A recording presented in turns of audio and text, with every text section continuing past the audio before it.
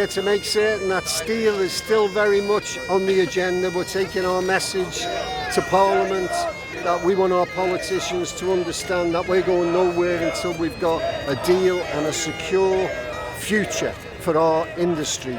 There's steelworkers from right across the country here today, from Wales, from Yorkshire, from all the Romanian plants which are faced with closure because of the crisis in the steel industry. And we're obviously calling for nationalisation to save the steel industry.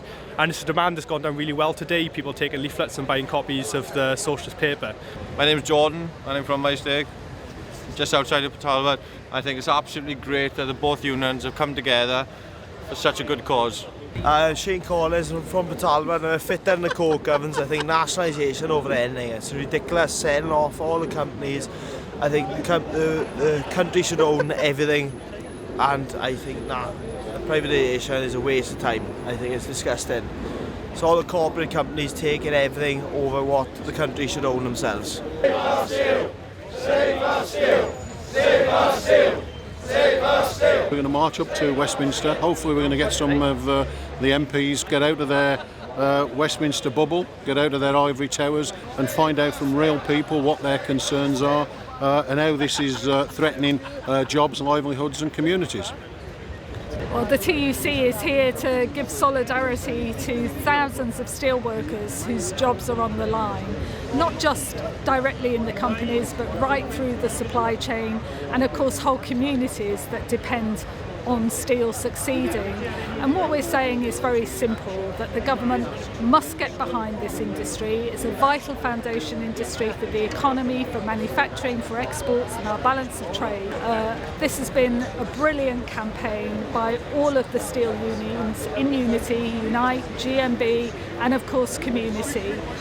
They've managed to get the government to shift its position to start backing our steel industry, but that government has got to do more. The government have announced that they could take 25% of the steel industry, part nationalisation. John McDonnell and Labour Party have said the same, but we go for 100% nationalisation of the steel industry to keep the furnaces firing, to save the communities like Port Talbot, which would be decimated by the closure of the steel industry, the highly skilled jobs that would be lost. And it's a demand that's actually been forced onto the Welsh Government, Carwyn Jones, through the role of the National Shop Stewards Network and others in popularising that demand. And it's a demand now that's going down, like I said, really well. We made it clear right at the outset that all options should be open, and the important thing was to defend the industry. It's a critical industry.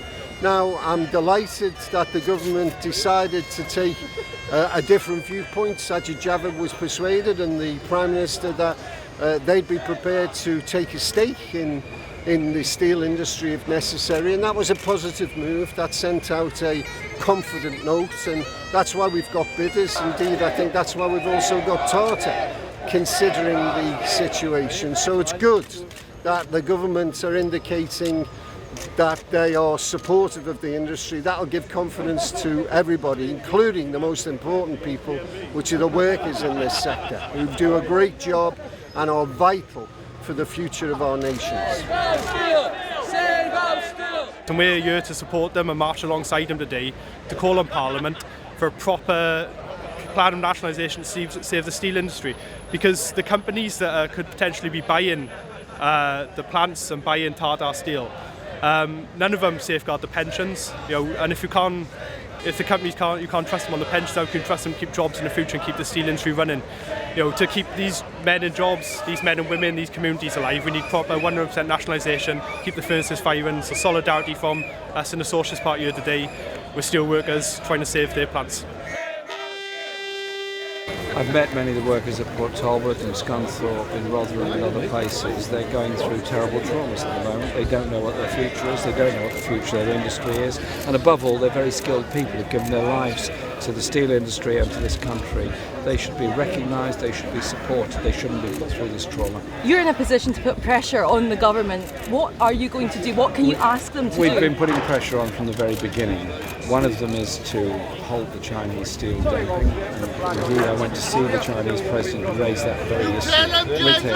The other thing is a European-wide rate to prevent Chinese dumping, and that is beginning to happen, but again the British government has been the last in line to do anything about it. And thirdly, the British government must be prepared to take a public stake in the industry to ensure that it's strong, it survives. We cannot be a manufacturing economy without a steel industry.